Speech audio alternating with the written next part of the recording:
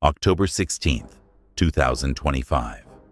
The Kattegat Strait, a narrow, cold corridor of the Baltic Sea between Denmark and Sweden. Usually calm, fishing boats, cargo routes, occasional NATO patrols. But on this day, something unprecedented unfolded. A Russian diesel-electric submarine of the improved Kilo class, B-261 Novorossiysk, moved not underwater, but on the surface. Rusting, charred, seemingly pulled from the past. Black smoke billowed from the exhaust, the hull scarred with corrosion and soot. Nearby, Swedish Visby-class corvettes moved silently, like predators accompanying a wounded animal. Above, JAS-39 Gripen fighters circled, ready to strike in a heartbeat.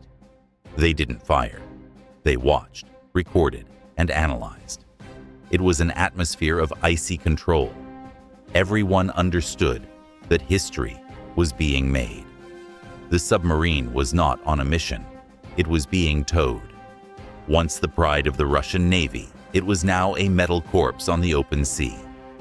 This was not a show of strength. It was a demonstration of failure. What the world witnessed in the Kattegat was not an interception, nor an exercise. It was a NATO autopsy of the Russian fleet. B-261 Novorossiysk had once been a ghost, stealthy, silent, capable of striking without warning. Now, it was exposed, escorted by the salvage vessel Yakov Grabelski. Visby-class corvettes circled not to attack, but to document every sound, every vibration, every signal. This was a demonstration of control. NATO had not had such complete oversight for decades. Officially, Sweden called it a routine escort operation. But the world understood the reality. Routine meant a new norm.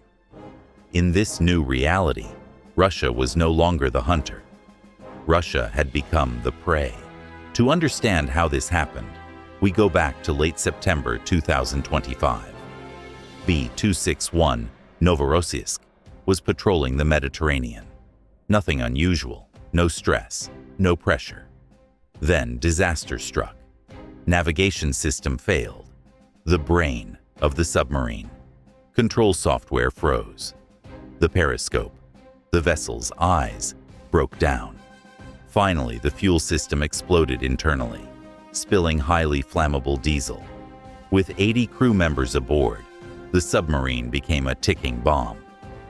The captain faced an impossible decision: stay submerged and risk exploding, or surface and risk total exposure to NATO.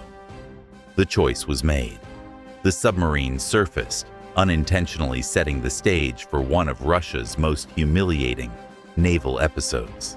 October 9, 2025. The French frigate Provence detected an anomaly, a slowly moving vessel on the surface. Identification: B-261 Novorossiysk, accompanied by the salvage tug Yakov Grabelski. A fully operational submarine would never require an escort. The French notified Allied Maritime Command. Response: keep eyes on. Record everything. Photos circulated in a secure NATO channel. A short message: we are watching. For Moscow, the warning was clear. Every meter of the voyage would be monitored. From October 9th to 15th, Novorossiysk traveled over 6,000 kilometers, constantly monitored by NATO. As one nation's vessel exited a sector, another took over. No gaps, no mistakes. British frigate HMS Iron Duke. 3 days of continuous escort through the English Channel. Wildcat helicopters collected acoustic and visual data. Dutch and Belgian ships continued the watch, recording every sonar ping, hull vibration, and radar signature.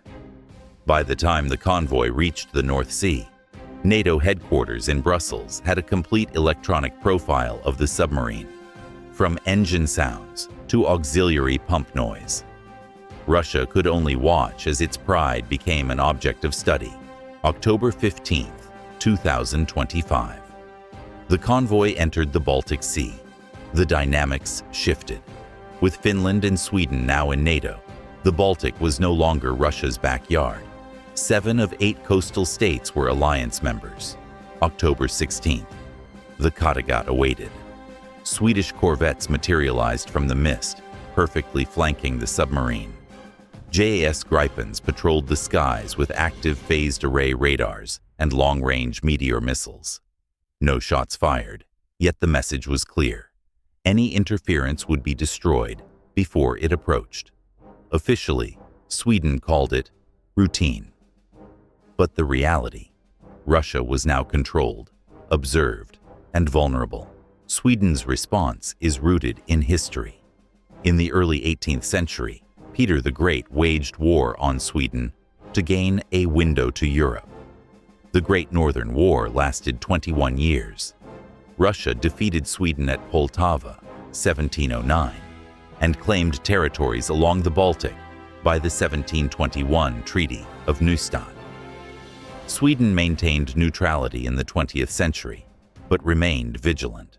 In 1981, the Soviet submarine S-137 ran aground near Karlskrona, suspected to carry nuclear torpedoes. 10 days of silent diplomatic protest left a mark on national memory. In 2025, historical memory met modern surveillance capability. Sweden acted decisively against a vulnerable adversary. Russia's 2022 invasion of Ukraine backfired. Finland and Sweden joined NATO. The Baltic Sea was effectively surrounded by alliance members. Russia's only maritime exits, St. Petersburg and Kaliningrad, became vulnerable. Danish straits controlled NATO's naval access. A previously stealthy submarine could no longer return to base quietly. Every Russian move was monitored, recorded, and analyzed. The Baltic became a NATO lake, fully under alliance control. NATO collected invaluable intelligence: diesel engine noises, propeller cavitation, pump vibrations. Every acoustic signature was recorded. Radar, infrared, and visual data were collected continuously. The ghost submarine became familiar and vulnerable. Every future patrol would be predictable. The Russian Navy lost not only tactical secrecy, but also credibility. October 13th, 2025. NATO Secretary General addressed the Assembly. A lone, damaged Russian submarine returns from patrol. Laughter and viral memes ensued. The once feared vessel became a symbol of strategic overconfidence. The rusting hull, diesel smoke, and slow tow. More than a submarine story. It's a lesson in how alliances convert an opponent's weakness into advantage. Sweden awakened from a century-long neutral stance, becoming a guardian of the Baltic. Russia's myth of an invincible fleet was shattered. So, viewers, a question for you. Did Putin anticipate that his invasion of Ukraine would drive Finland and Sweden into NATO? Share your thoughts in the comments.